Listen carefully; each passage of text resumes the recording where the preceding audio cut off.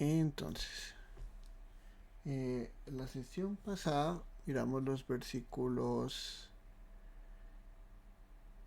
11, 12 y 13.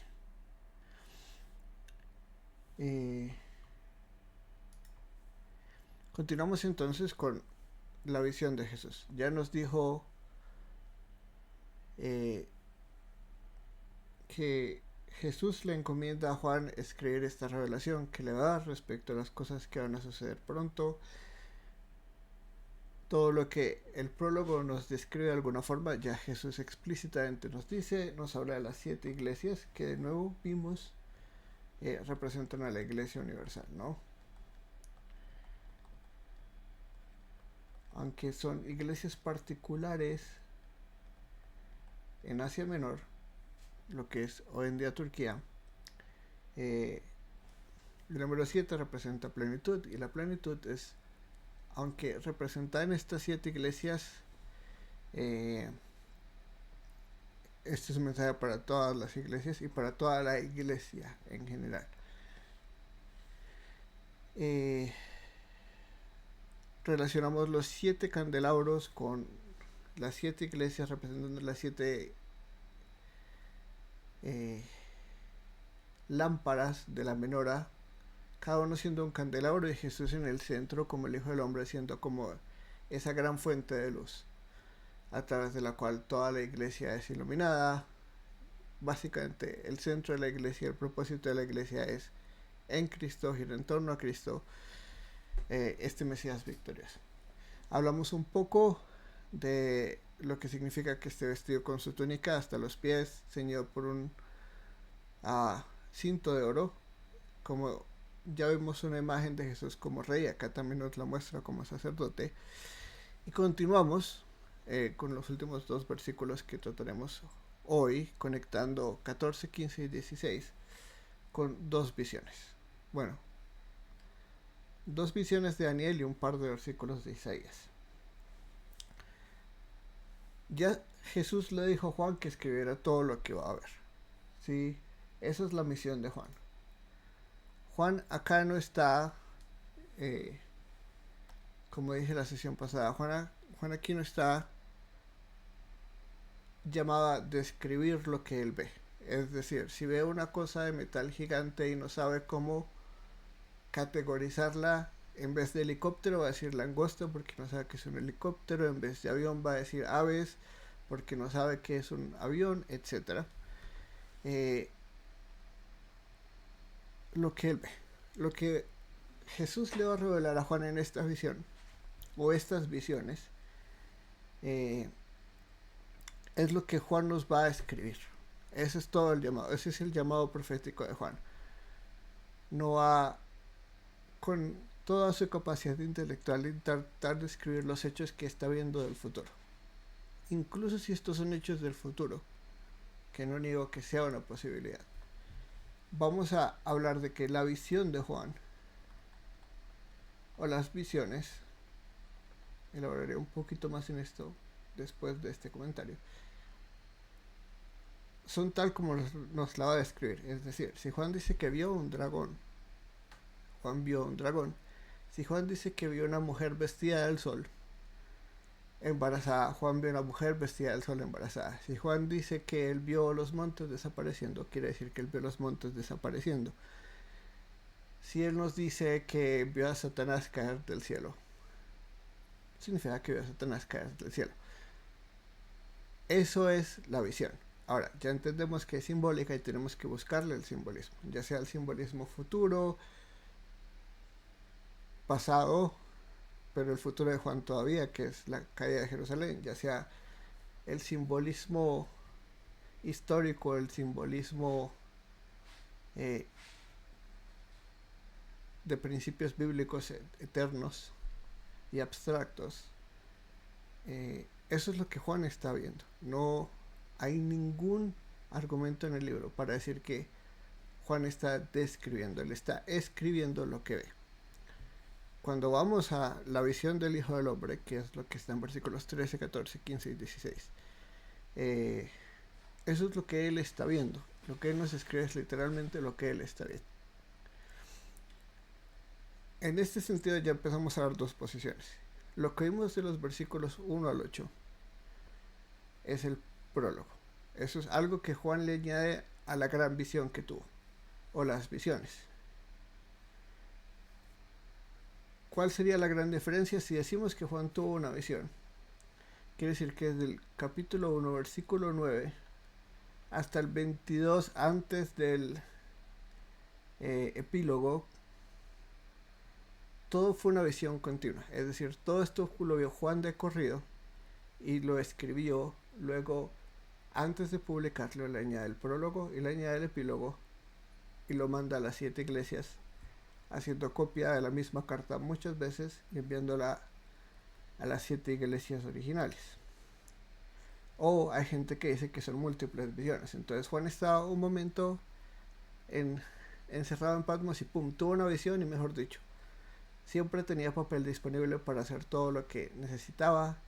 O sea, entra en un trance psicótico profético, ve una cosa, la escribe, luego está viviendo su vida normal, tiene otra visión, entra en un trance profético y de nuevo ve una cosita, la escribe y luego empieza a juntar todas esas revelaciones y las edita y hace todo el libro de Apocalipsis. Yo creo que es una visión continua.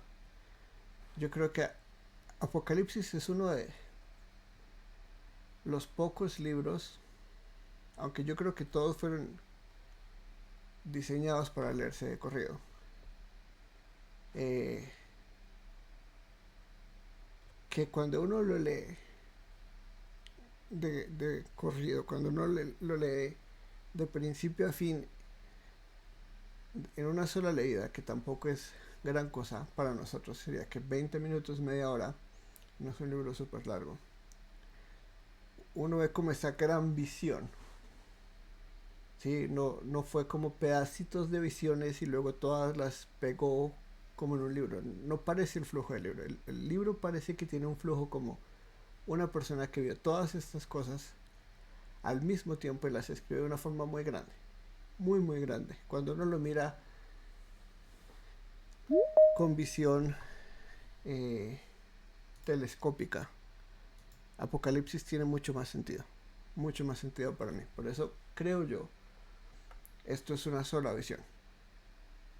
Desde el versículo 9 hasta capítulo 1, versículo 9, hasta casi el final del capítulo 22, no me acuerdo exactamente los versículos de ahorita. Es una sola visión. Y toda, como ya hemos visto, está basada en versículos bíblicos. Los versículos 13, 14, 15 y 16 en especial están basados en Daniel.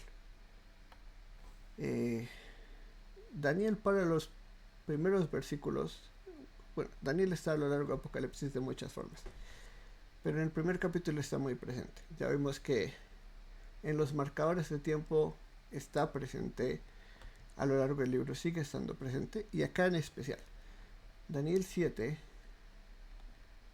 y Daniel 10 son centrales para Apocalipsis 1 y la visión de lo que Juan ve acerca de Jesús.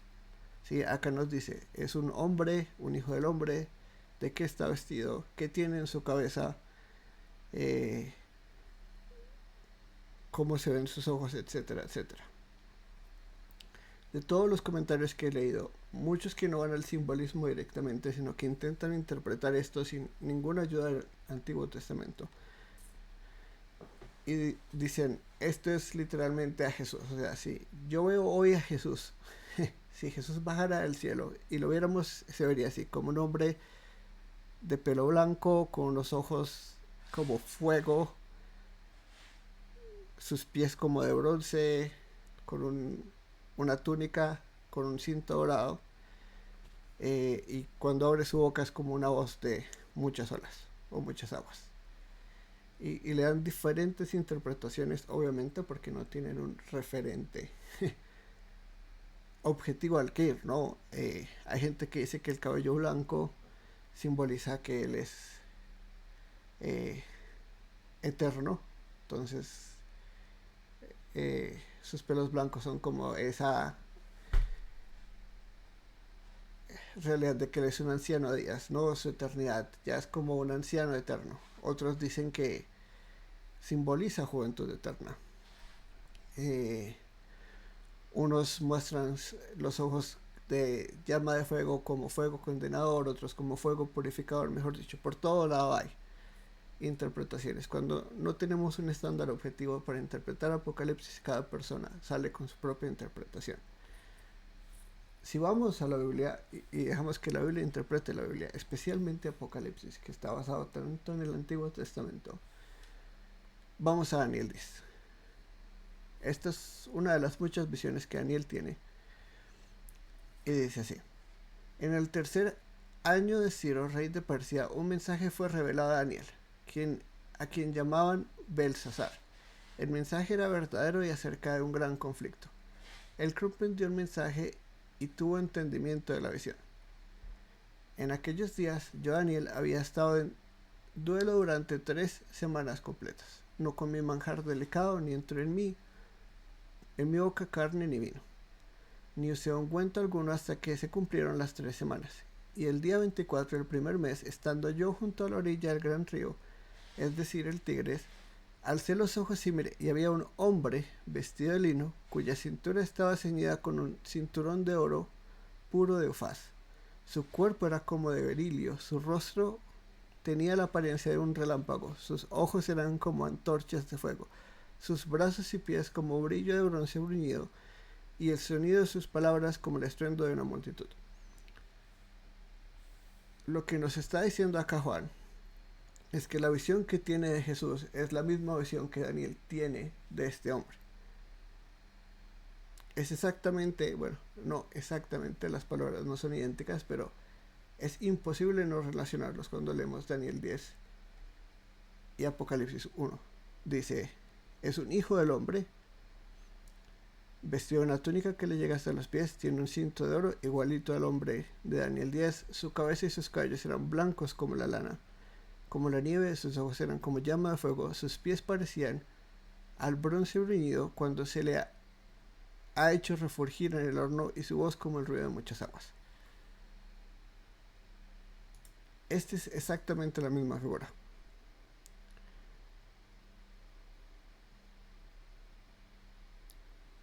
Daniel no puede con la visión. Pierde completamente sus fuerzas, cae sobre el piso. Daniel dice que él es el único que ve esto. Él está con otras personas y nadie lo ve. Daniel ve esto y cae al piso. Y aquí van a haber otras visiones que luego vamos a relacionar con Apocalipsis. Pero lo importante es que esta figura relacionada con el Hijo del Hombre también está relacionada. Y creo que Juan lo hace muy intencionalmente, ¿no?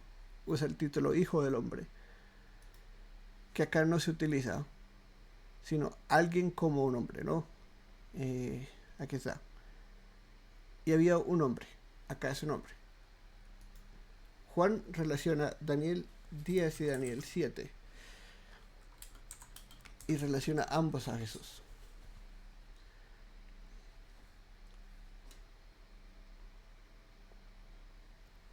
Seguí mirando, esto es Daniel 7:9, hasta que se establecieron los tronos y el anciano de ellas se sentó. Su vestidura era blanca como la nieve y el caballo de su cabeza como la lana pura. Cuando hablamos acá del anciano de días, en Daniel 7, no estamos hablando de un hombre todavía. Luego va a llegar el Hijo del Hombre.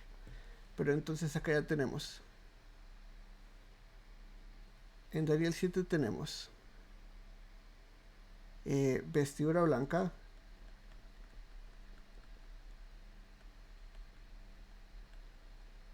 acá tenemos una túnica y un cinto dorado.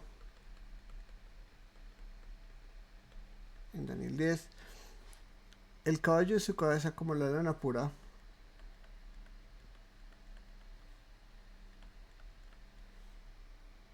Su trono llamas de fuego y sus ruedas fuego abrasador. Un río de fuego corría saliendo delante de él. Miles de millares le servían y miriadas de miriadas estaban en pie delante de él. El tribunal se sentó y abrieron los libros. Cuando hablamos del anciano de días, en Daniel 7, él es Dios. Esta es la corte celestial que vamos a encontrar de nuevo en Apocalipsis 4. Pero esta es la torre celestial. Lo que va a hacer el anciano de días es poner al Hijo del Hombre a cargo de todo. Seguí mirando en las visiones nocturnas y en las nubes del cielo venía uno como un hijo de hombre, que se dirigió al anciano de días, dos personas diferentes, el anciano de días representando a Dios, como nosotros lo entendemos ahorita, diremos es Dios el Padre, y fue presentado ante él y le fue dado dominio, gloria y reino, para que todos los pueblos, naciones y lenguas le sirvieran. Su dominio es un dominio eterno que nunca pasará, y su reino uno que no será destruido. Acá tenemos los ojos de fuego. Acá tenemos voces. Su voz es como la voces de multitud.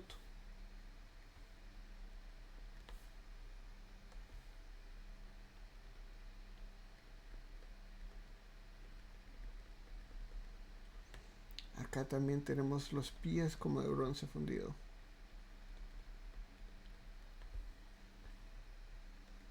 Y la pregunta que tenemos que hacernos es entonces, ¿cómo relacionamos todo esto con Jesús? ¿Qué es lo que Juan está viendo de Jesús? Ahora, ¿cuál es esta gran imagen? La gran imagen que vemos es la imagen de que estas cosas ya se cumplieron. ¿Sí? Esta no es una visión futura de Jesús. Incluso si Apocalipsis trata del futuro, este es Jesús como Él se revela a sí mismo ya después de su exaltación. No es de nuevo que Jesús es así en su naturaleza resucitada. ¿Sí? Ninguno de los evangelios nos habla de que el Jesús resucitado tenía el pelo blanco, o ojos de fuego, o una túnica blanca con un cinto dorado. Es más, se veía como un hombre normal. Lo único que sabemos que es diferente en los relatos de los evangelios post resurrección, que realmente es muy poco lo que tenemos, es que no era reconocible. No sabemos si su apariencia realmente cambió mucho o si es como tipo Lucas 24 y fueron cegados a ver quién era él y luego Jesús les abre los ojos. Juan 21 lo pone de una forma muy curiosa, ¿no? Ellos sabían que era él porque lo oían hablar, pero no porque lo veían, o sea, como que sus ojos no eran el instrumento a través del cual debían reconocer a Jesús, sino su voz. Y yo creo que eso va muy relacionado con Juan y mis ovejas oyen mi voz y me conocen. No creo que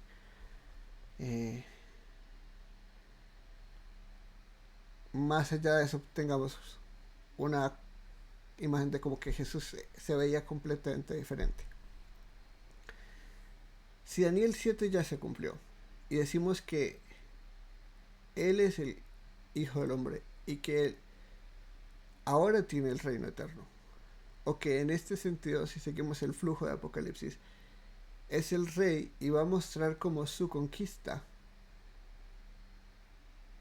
trae su reino a la tierra, de alguna forma u otra, ya sea en el futuro, ya sea en el pasado, ya sea a lo largo de la historia, ya sea constantemente a lo largo de la era de la iglesia.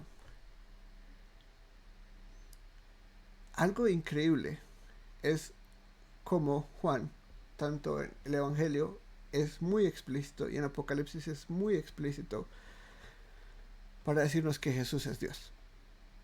Yo creo que una de las cosas que por lo menos para mí resaltan es cómo, aunque tenemos la visión del Hijo del Hombre, y la vimos anteriormente, y acá lo dice literalmente, el Hijo del Hombre, estamos viendo esa figura tipológica en Daniel, que representa al Rey Eterno. Su descripción de cabellos que eran blancos como la lana, como la nieve, no es una descripción del Hijo del Hombre en Daniel 7, es una descripción del anciano de días. Es decir, acá más allá de la descripción física de Jesús, una de las cosas que nos dice que probablemente es de las más importantes es Jesús no solo es el Hijo del Hombre, Él es el anciano de días.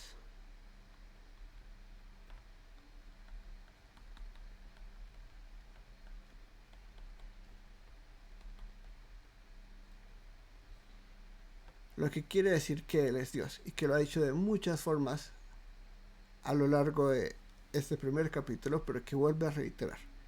Cuando estamos hablando del Mesías victorioso, estamos hablando de un Mesías que no solo es un hombre puro y sin mancha, no es un hombre que representa una humanidad obediente a Dios, es Dios hecho hombre. Y esa es una de las muchas razones y por la que debemos empezar para entender por qué su reino es un reino eterno, porque su gobierno es un gobierno eterno, porque Él va a reinar con justicia, porque nosotros los seres humanos no somos justos, pero Dios es justo, porque su victoria y su conquista van a ser justas, a pesar de que para muchos es grotesco, ¿no? Cuando llegamos a la gran batalla Armagedón, y cuando lleguemos a Apocalipsis 19, veamos este rey victorioso conquistando las naciones, ya sea que signifique pasado, presente, futuro o lo que sea. Las imágenes de Apocalipsis para muchos son cómo Jesús puede ser ese, ¿no? Jesús, cuando lo vemos en los evangelios, es este rey de paz, ¿no? Es este emisario de salvación, es manso, no rompe un plato, diríamos nosotros. Su misión es como la de un guerrero que no pelea. Pero cuando vamos a Apocalipsis vemos todo lo contrario, vemos este guerrero imparable que viene a acabar con sus enemigos, que no va a tener compasión de nadie. ¿Cómo es eso posible? ¿Cómo ambas caras de Jesús pueden ser verdad? Y ya hablé eso un poquito, ¿no? De su primera venida y cómo logra su victoria. Como la historia de la humanidad, y especialmente la historia de su pueblo, la historia de la iglesia, es la realización de esa victoria. Y ya cuando termine, ya habrá acabado sus enemigos o ya vendrá a acabar sus enemigos si todavía están en la tierra, dependiendo de qué posición tome uno al respecto.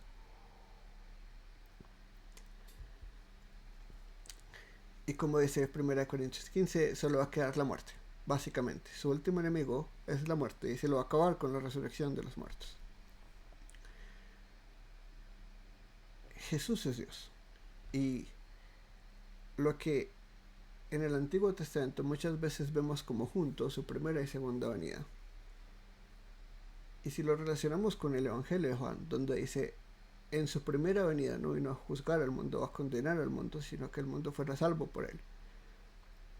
También nos dice que el mundo ya está condenado.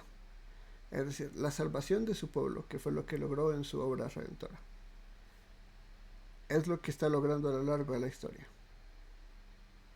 Y su segunda venida es una venida en juicio porque Él es justo. Él no va a dejar pecado, Él no va a dejar transgresión, Él no va a dejar rebeldía sin pago.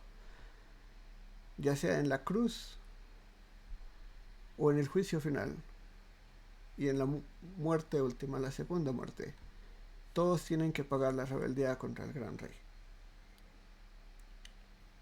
Que no es solo un hombre, sino que es el Hijo del Hombre y el Anciano de Días al mismo tiempo. Lo que es algo increíble. Porque ni los judíos, y mucho menos los gentiles, esperaban que el gran Yahweh se rebajara y tomara forma humana para lograr la gran redención y la gran victoria que a lo largo de la historia desde Adán hasta Jesús nadie había logrado. Ni Abraham, ni David, ni Moisés. Tristemente, ningún hombre dio la talla. Cuando hablamos del Mesías victorioso, hablamos de un Mesías que es no solo conquistador, no solo victorioso, sino invencible. Dios es invencible. Los seres humanos somos vencibles. Siempre habrá alguien más poderoso, alguien más inteligente, alguien más hermoso, alguien más capaz, alguien mejor trabajador, alguien mejor gobernante. Cuando hablamos de Jesús, Jesús no es alguien que solo tiene una misión dada por Dios, sino que Él mismo es Dios. Nadie nunca va a poder vencer a Jesús.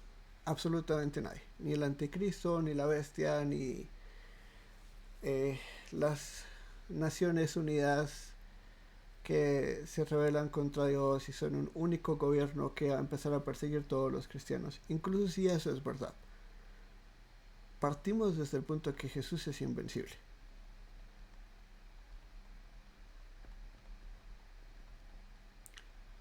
Y que lo que Él logró es imparable. No importa qué tanta se revele la humanidad, no importa qué tanto el mundo parezca que va para mal.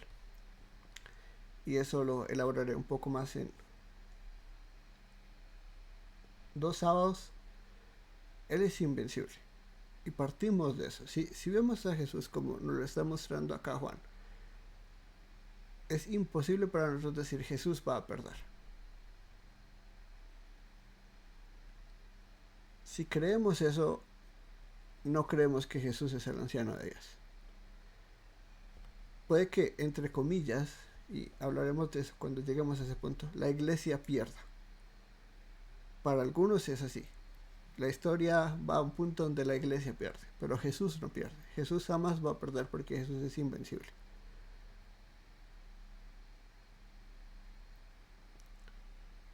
Eso es esperanza. Eso es algo que nos debería bendecir a todos nosotros. Porque pueden acabar, entre comillas, con su pueblo. Y lo digo entre comillas porque yo no creo que sea así, pero hay gente que sí. Y yo puedo estar equivocado. Pero no pueden con el rey. Absolutamente nadie puede con el rey. Ni todos los ejércitos de la tierra. Ni el ejército de 120 millones. Que va a aparecer más adelante en esta historia. Incluso si es un ejército de 120 millones literal.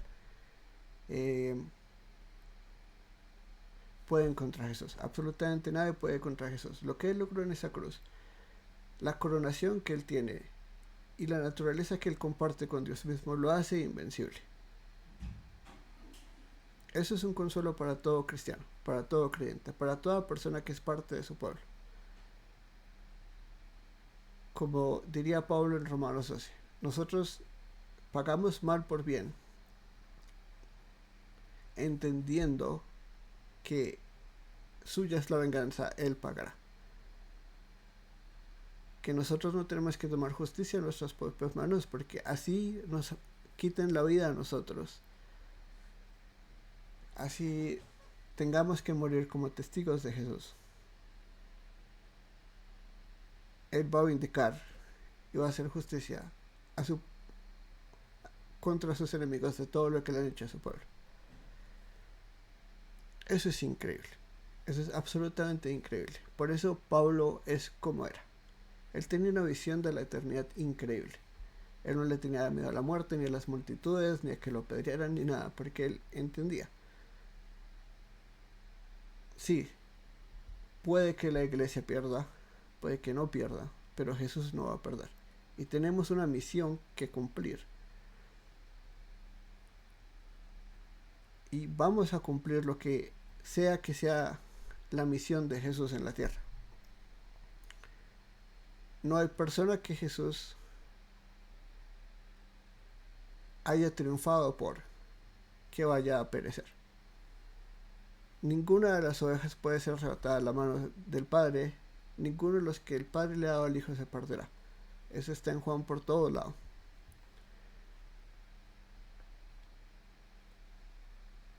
Esto es una transición increíble, especialmente si lo vemos desde los ojos de un judío, ¿no? Un judío esperaba un hombre victorioso, un gran rey conquistador, pero no esperaba a Dios hecho hombre. Y acá tenemos al Hijo del Hombre, este rey ya coronado, lo que quiere decir que ya hay un rey eterno, que ya hay un reino eterno. Porque para Juan esto ya está cumplido. Daniel 7 ya se cumplió. En la ascensión y coronación o exaltación de Jesús, esto ya se cumplió. Como venga ese reino, y si es espiritual por una parte de la historia y físico por otra, si es una mezcla de ambas, si es algo solamente físico en el futuro, él sigue siendo el rey, él sigue reinando. Entonces tenemos Jesús es el anciano de Dios, Jesús es Dios hecho hombre, Jesús es el rey supremo, y eso lo vemos un poco la sesión pasada. Él es el rey supremo y el sumo sacerdote supremo.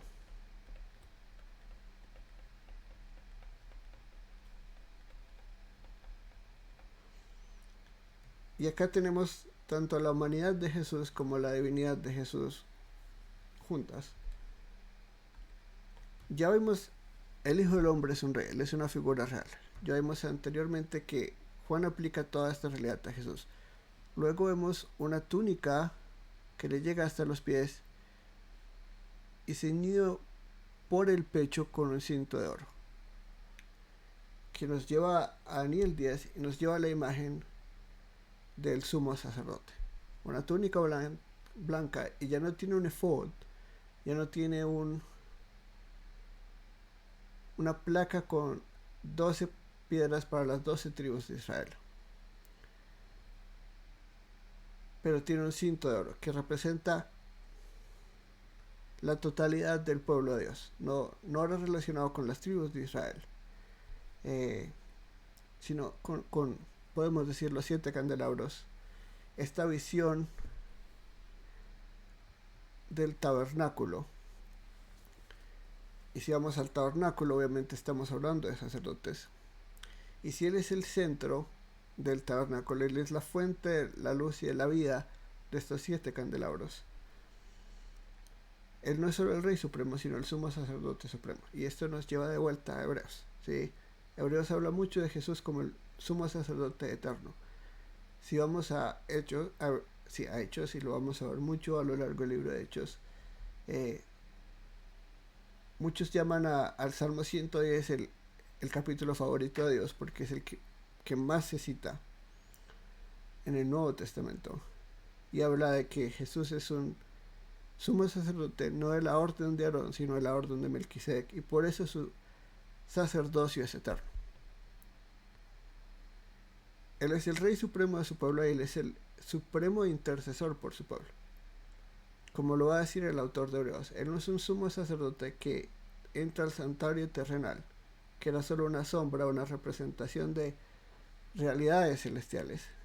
Él está en el lugar santísimo verdadero, que es la misma presencia de Dios, y ahí intercede por su pueblo. Si partimos de ahí, y de que Él es invencible, porque Él es no solo un hombre, sino Dios hecho hombre, y que esta realidad que en sistemática llaman unión hipostática, 2 naturalezas en una misma persona,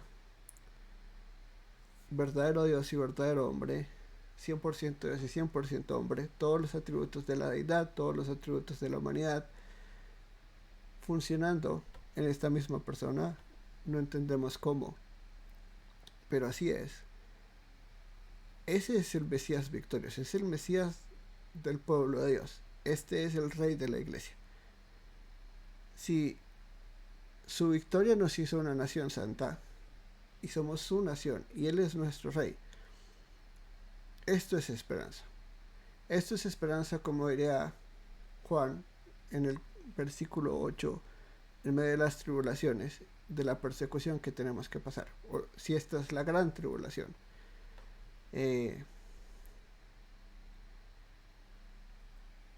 ¿Qué mejor realidad para darnos esperanza que no importa la persecución que estemos por su nombre, este Dios hombre invencible, Rey Supremo y Sumo Sacerdote Supremo, es nuestro Rey y nuestro sumo sacerdote.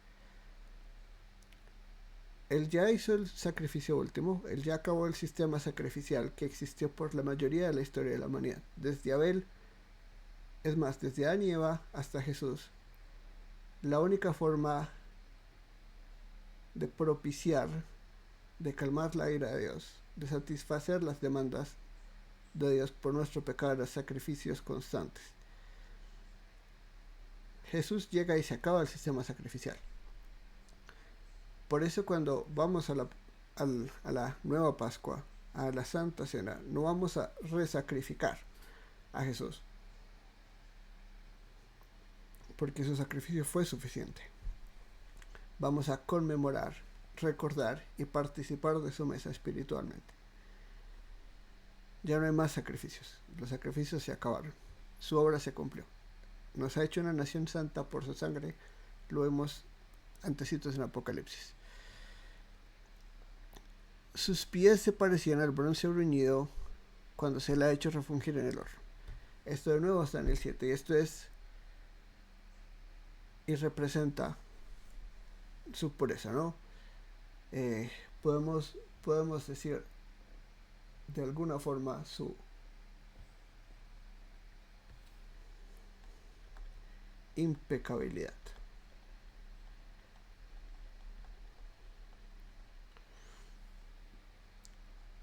Él nunca pecó. Él fue tentado en todo. Definitivamente él fue tentado en todo, pero él nunca pecó. Este es nuestro representante ante Dios. Este es nuestro gran rey. Él es el rey impecable. Él no va a fallar en nada, no solo porque es invencible, lo que es cierto, no puede ser detenido, sus propósitos van a pasar. No hay poder humano, no hay poder espiritual, ni el diablo, ni sus ángeles, ni una alianza entre la bestia y el anticristo pueden pararlo. Babilonia va a caer.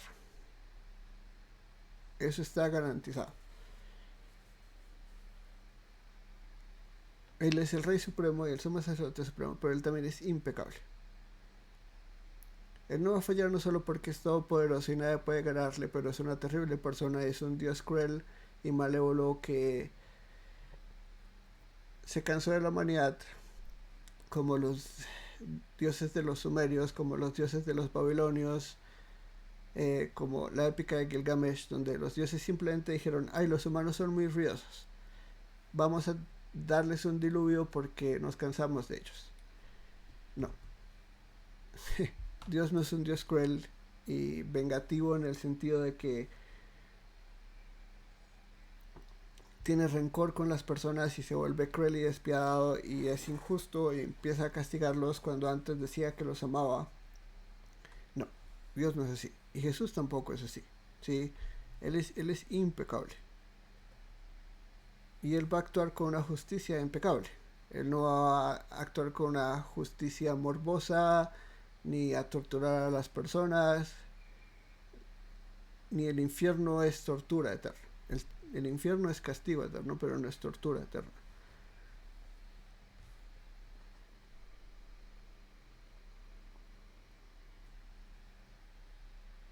Esta visión de Jesús es increíble en todo sentido. Pero resaltemos un par de cositas más, porque podemos durar aquí mucho más tiempo. Sus ojos eran como una llama de fuego y su voz como el ruido de muchas aguas. Esto es simplemente intensidad y poder, ¿sí? Que así como resalta su impecabilidad y su santidad y su pureza y su gran realidad como rey y sacerdote y como Dios hombre, también resalta que es un ser increíblemente poderoso, ¿sí? O sea, tan santo y tan majestuoso es Jesús en su exaltación y en su glorificación, cumpliendo su misión, que cuando Juan lo ve va a caer como muerto, ¿sí? O sea, es exactamente, increíblemente, muy similar a Daniel, ¿sí? Cuando uno se enfrenta a este gran Dios santo, incluso Juan siendo parte de su pueblo. Eh, es demasiado para el cuerpo. No sabemos si es que simplemente no nos da o no le dio ni a Daniel ni a Juan este cuerpo en la semejanza de la capacidad intelectual y física para soportar la visión. Eh, o si simplemente tanta santidad es algo que agota a cualquier ser humano. Eh, pero va a pasar exactamente lo mismo que le pasó a él. Cayó como muerto. eh, es simplemente increíble. En su mano tenía 7 estrellas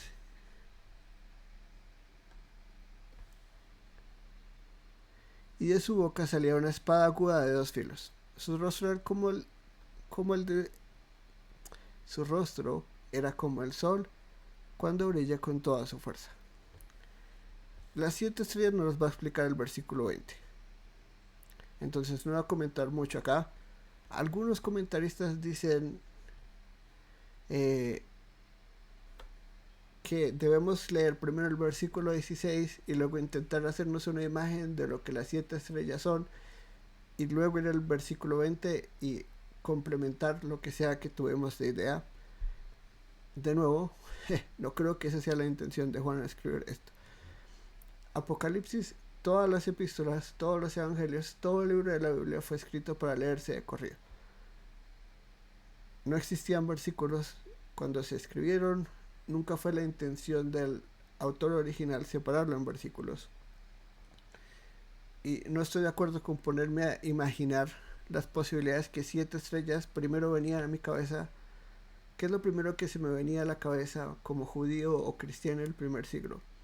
Cuando leía 7 estrellas y luego decir, versículo 20. Creo que leer 16, 17, 18, 19 y 20 es como 40 segundos. Y si leo eso de corrido no me va a preguntar, ¿qué eran las estrellas antes del versículo 20? Entonces no me voy a poner a especular las diferentes teorías que hay al respecto. Para mí ninguna tiene sentido porque Juan mismo quiere que entendamos qué son las 7 estrellas. Pero sí, las últimas 2 cosas que describen a Jesús en toda su majestad. Primero vamos a empezar con su rostro. Su rostro era como el sol cuando brilla con toda su fuerza. Esto puede hacer referencia a Daniel de nuevo, pero el griego nos lleva curiosamente a un pasaje,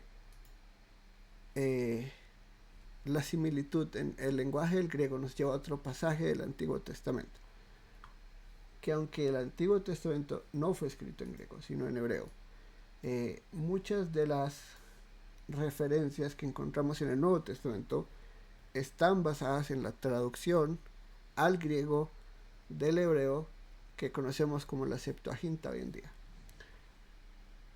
Muchas porque obviamente fue escrito en griego el Nuevo Testamento, entonces preferían utilizar el Antiguo Testamento en griego y no traducirlos ellos mismos, aunque algunas veces ellos sí hacen su propia traducción, los autores del Nuevo Testamento.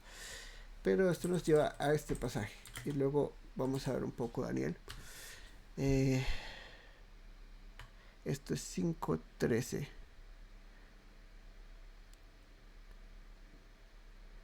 No, esperen.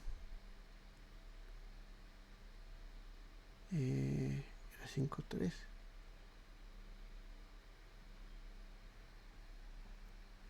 No. Un segundito. Si era jueces, pero ¿qué pasaje era 5 o qué?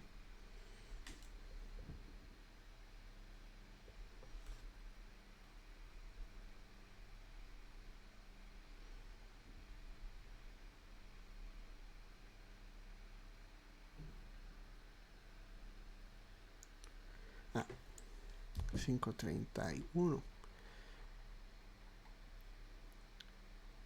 El lenguaje aquí es muy similar.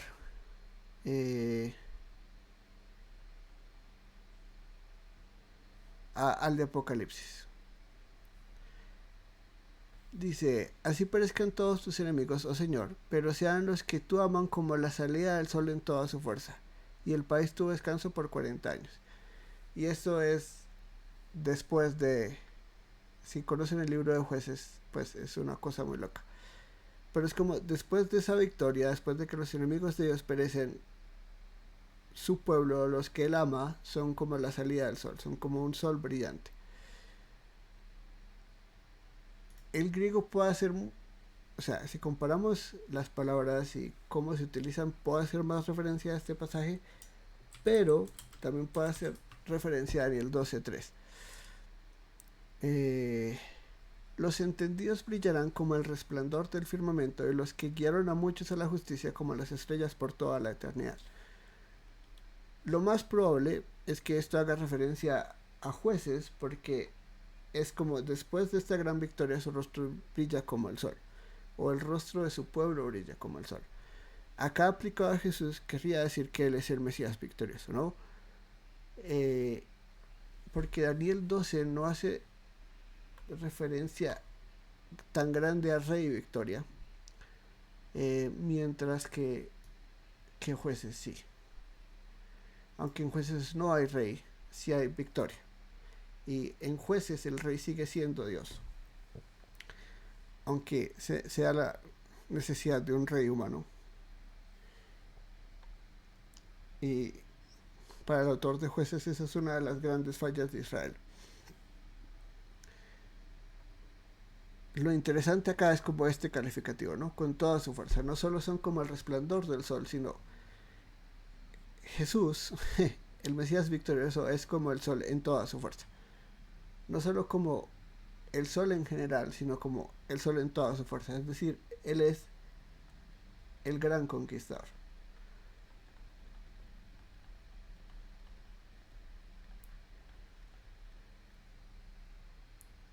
Gengis Khan no es el gran conquistador, Napoleón no es el gran conquistador, Hitler no es el gran conquistador, Nerón, ni ningún emperador romano, ni Alejandro Magno, ni el Imperio Británico, ni la Reina Victoria son los grandes conquistadores. Jesús es. Y todo cristiano debería creer eso. No importa qué tan lejana esté la victoria o qué tan lejana esté la conquista para muchos.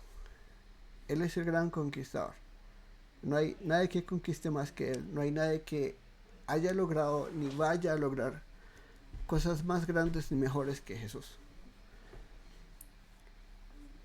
Y eso es algo que creo muy pocas personas creen. La mayoría de gente ve la conquista de Jesús como la conquista de las minorías. Un pueblito chiquito, todos los demás son terribles y él como que deja un pueblito chiquito. Ese es como su pueblito, como una minoría.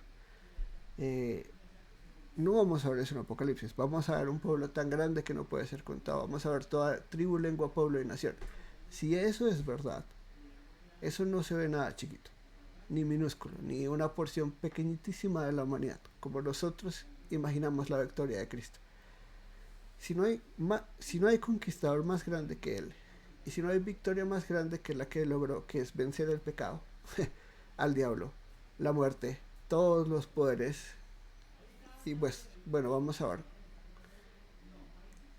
a lo largo de Apocalipsis todo lo que conquista, cómo lo conquistamos, a ver cómo nosotros conquistamos, él a través de nosotros, cómo compartimos la conquista y cómo estamos llamados a conquistar junto a él.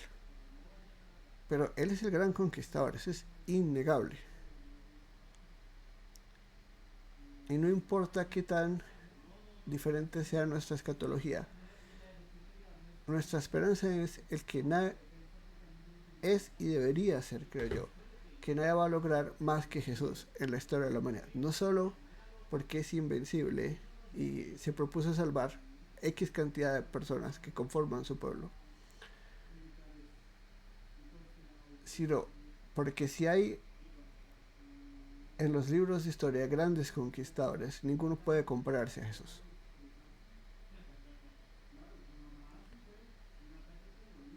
Él ha conquistado de forma tan increíble que ha habido periodos en la historia donde personas tenían que ponerse nombres religiosos y nombres relacionados con él, o su existencia no tenía significado. Él ha conquistado de forma tan increíble en la historia que hasta Carlomagno se sometía a la autoridad de Cristo. Así él se creyera el gran emperador entre los hombres y la espada de Dios en la tierra, él todavía se sometía a Cristo, ya sea de corazón o no, pero lo hacía.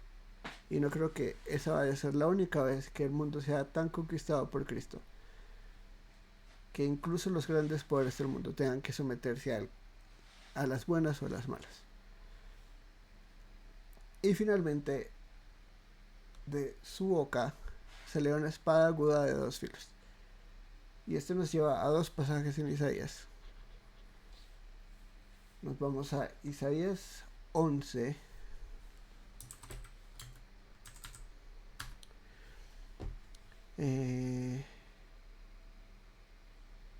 Esto es 11:12.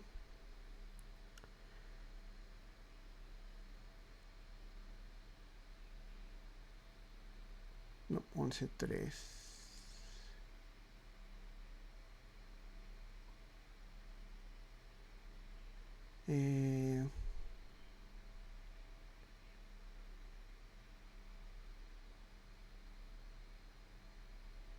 Acá está, era 11:4, perdón. Entonces un retoño brotará del tronco de Isaí. Si sabemos a quién hace referencia Isaí, Isaí es el papá de David. El retoño que va a brotar es el Mesías, y un vástago dará fruto de sus raíces, y reposará sobre el Espíritu del Señor, espíritu de sabiduría y de inteligencia, espíritu de consejo y de poder, espíritu de conocimiento y del temor del Señor. Ya esto lo relacionó, 11:2 lo relacionó Juan con los 7 espíritus que están enfrente del trono de Dios. Y como esto hace referencia al Espíritu Santo, ahora nos dice que el Mesías va a estar lleno del Espíritu Santo. Él se deleitará en el temor del Señor y no juzgará por lo que ven sus ojos, ni sentenciará por lo que oigan sus oídos, sino que juzgará al pobre con justicia y fallará con equidad por los afligidos de la tierra, y herirá a la tierra con la vara de su boca, y con el soplo de sus labios matará al impío. Esta es la imagen del Mesías conquistador. ¿Sí? Acá no está el Mesías que va a venir y no va a romper ni una caña quebrada, que no va a llamar la atención, que va a ser completamente como un suspiro que pasa, no va a hacer alboroto, no va a venir a atacar a todo el mundo, como vamos a hacer en un canto del ciervo. Pero acá tenemos 2 filos, ¿no? ¿Y qué, de dónde salen? De su boca. De su boca sale la vara que herirá la tierra, y de sus labios sale el soplo que matará al impío. Acá está el doble filo, ¿no? Y esto es simplemente juicio de su boca. Lo que es importante, que ya hemos visto, es que esto va a ser justo, ¿no? Juzgará al pobre con justicia y fallará con equidad por los afligidos de la tierra. Acá no tenemos a un rey injusto ni a un juez injusto. Y finalmente, Isaías 49 dice: ha hecho mi boca como espada afilada, en la sombra de su mano me ha escondido. Me ha hecho también como flecha escogida, en su aljaba me ha escondido. Y este es también un canto del siervo. Y acá es donde el Mesías o el siervo de Jehová o el siervo de Yahweh le habla a Dios, ¿no? Y cuenta cuál es el propósito que Dios le da. Básicamente este es Jesús hablando antes de ser encarnado. Y acá vamos a encontrar la misión del Mesías que hemos resaltado en Hechos y también un poco acá en Apocalipsis. Poca cosa es que tú seas mi siervo para levantar las tribus de Jacob y restaurar los que quedaron de Israel. También te haré luz de las naciones para que mi salvación alcance hasta los confines de la tierra. Ya vemos que la victoria y la misión de Jesús no estaba limitada a Israel, ni a Judá, ni a Jerusalén, sino a todo el mundo. Y acá mismo nos dice: ha hecho mi boca como espada afilada. Sí, Él es la flecha escogida de Dios. Y aunque viene a traer salvación, eso no quiere decir que va a ser injusto. Por eso está relacionado ambos pasajes y se complementan Isaías 49 e Isaías 11. Este es Jesús. Y aunque esto es majestuoso, va a seguir, ¿no?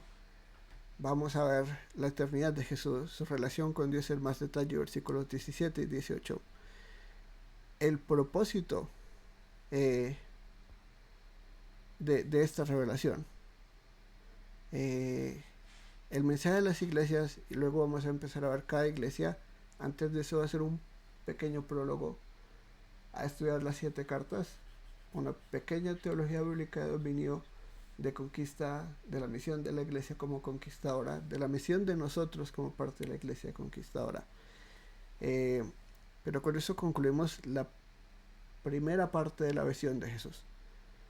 Eh, ¿Alguna pregunta? ¿Comentarios?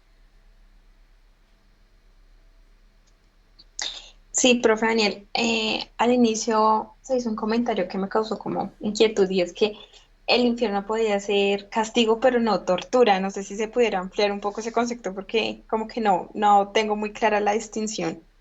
Ok, entonces, eh, mucha gente ve el castigo como la tortura. Tortura, en su definición más simple diría yo, es una forma de maltrato utilizada usualmente para obtener información de las personas, ¿no? La tortura está diseñada para que la gente sufra por sufrir. Sí, sí. Pensamos, por ejemplo, en la época medieval, la tortura, o en los romanos, o sea, la tortura está diseñada para cosas muy crueles. La tortura por sí misma es cruel. Si pensamos, por ejemplo, en los casos de la iglesia, muchos romanos torturaban a los cristianos para que negaran a Cristo. ¿Sí? La tortura hace que uno sufra a tal punto que uno está dispuesto a hacer cosas que uno en su estado natural no haría. ¿Sí? La tortura está diseñada para causar desesperación, para hacerlo sufrir a uno. El que tortura a una persona por naturaleza es cruel. ¿Sí? No le importa la otra persona. El castigo es una paga justa por una transgresión.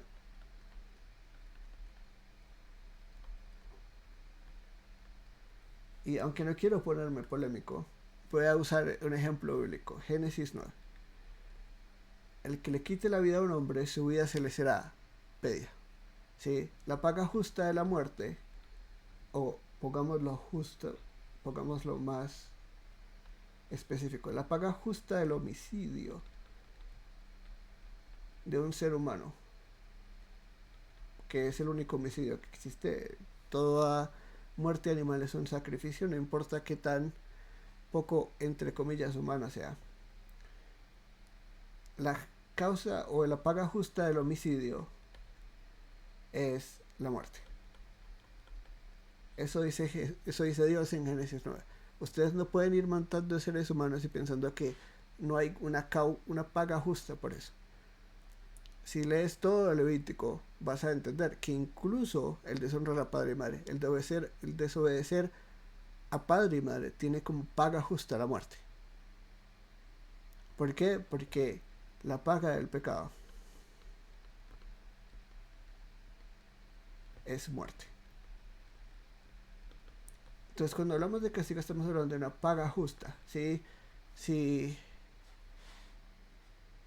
yo cometo un crimen, lo justo es que yo reciba una condena. ¿Sí? Depende del crimen y de la ley positiva, que ya pues nos separamos de la ley divina un poco revelada.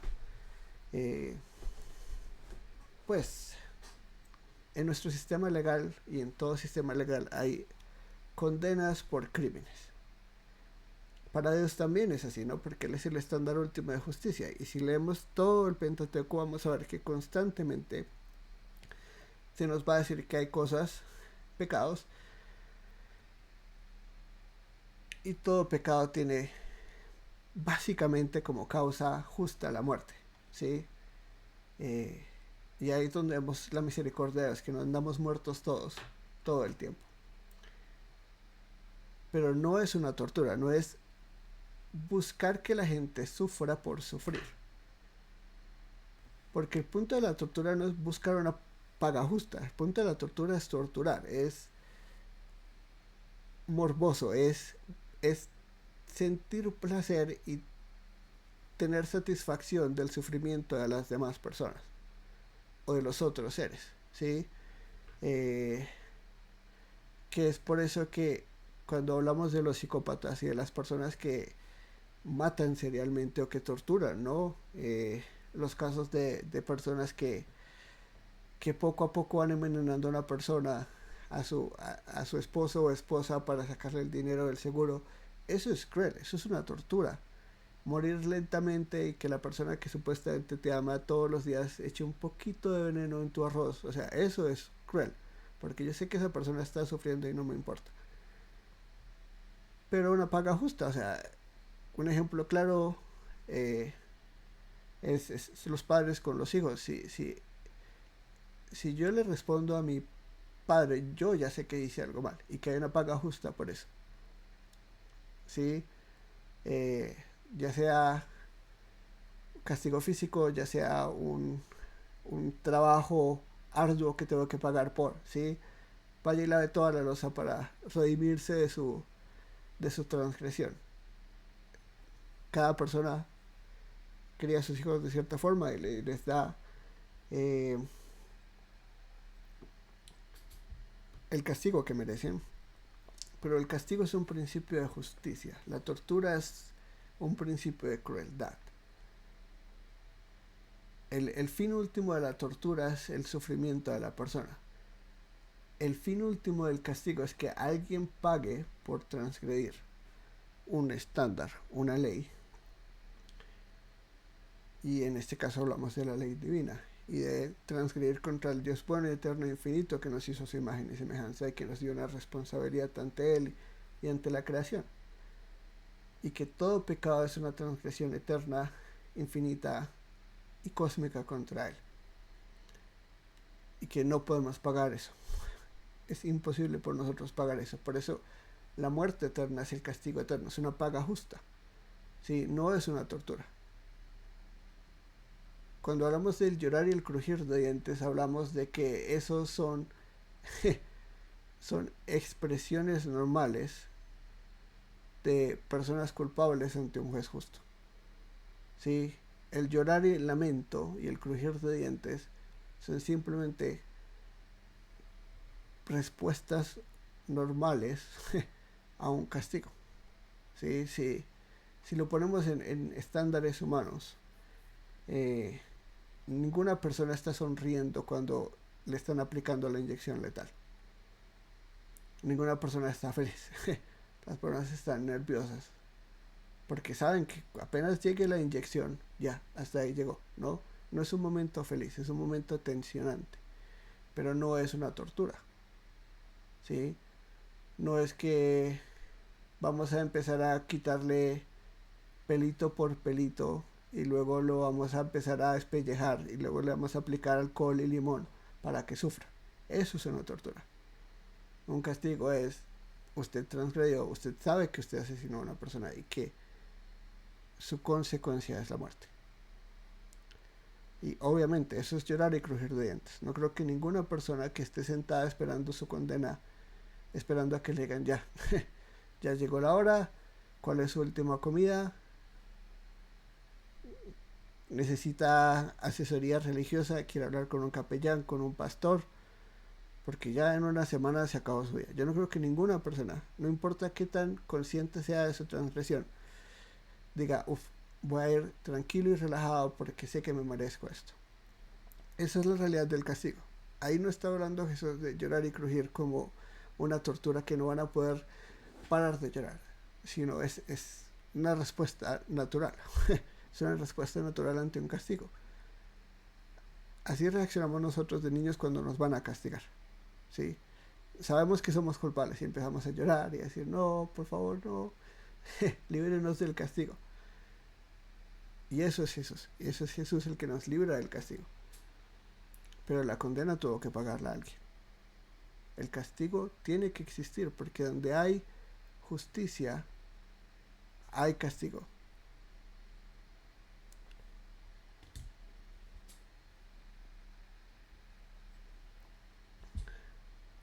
Y por eso es que cuando hablamos de...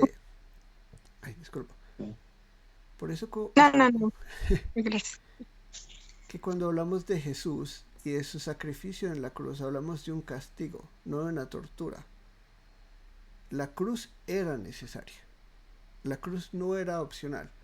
No es que Dios podía salvar a la humanidad de cualquier forma y decidió torturar a su hijo por diversión, para reírse mientras lo estaban acribillando. O sea, no importa qué película hayan visto de la crucifixión, eso no se compara a lo que pasó ese día. Sí, la sangre artificial no se compara con la sangre real. El sufrimiento, los llantos, los gritos de un hombre crucificado, no importa si es el Dios hombre, sigue siendo humano. Ese dolor y ese sufrimiento, y aparte cargar el castigo de un pueblo rebelde, la ira de Dios misma sobre su propia naturaleza humana, como un sacrificio, eso no fue nada que nosotros jamás vayamos a poder imaginar con nuestras mentes.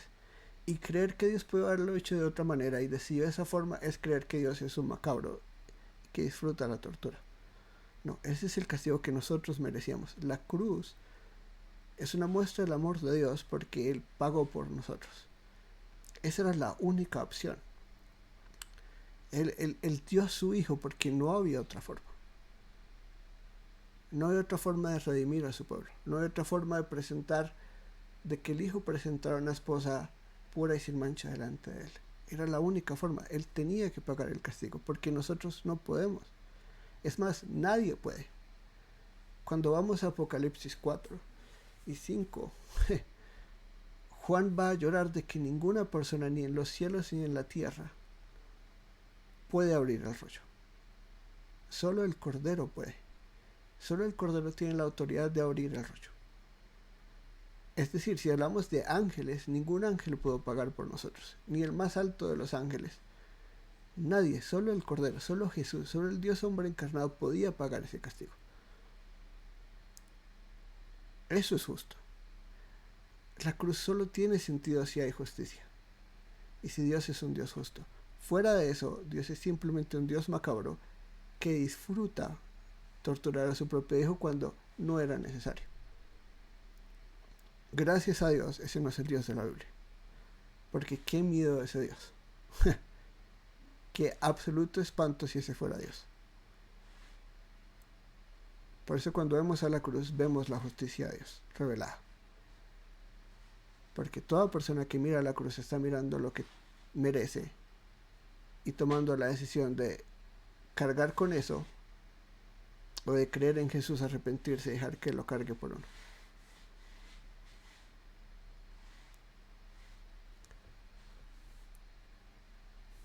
¿Responde tu pregunta? Sí, en detalle. Muchas gracias, profe. De nada, es todo un gusto. Sí, es mejor en detalle que por encimita. Bueno, muchas gracias por su tiempo hoy. Estaré subiendo el video. Que pasen una linda noche. Feliz fin de semana. Feliz día del Señor. Que aprendan mucho. Orando a Dios mañana. Ay, sí, otra pregunta. Adelante, disculpa. No, todo muy claro. Muchas gracias. Feliz noche. Que Dios les bendiga. Pero es que vi que levantaron una manito. Ah, no, ¿ya? ¿Todo bien? Listo, perfecto. Hasta luego. Buenas noches.